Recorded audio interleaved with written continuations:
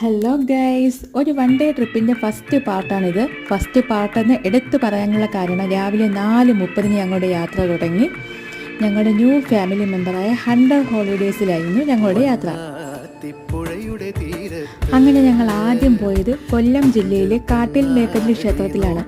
അവിടെ പോയവർക്കൊക്കെ അറിയാമായിരിക്കും, അമ്പലത്തിൽ എത്തണമെങ്കിൽ നമ്മൾ ജങ്കാറിൽ അല്ലെങ്കിൽ വള്ളത്തിൽ കൂടെ യാത്ര ചെയ്യണം. കടലിനും കായലിനും ഇടയ്ക്കുള്ള തുരുത്തിലാണ് അമ്പലമുള്ളത്. അങ്ങനെ ഞങ്ങൾ ജങ്കാറിലും കുറച്ചുപേർ വള്ളത്തിലുമായിട്ട് അപ്പുറത്തെത്തി.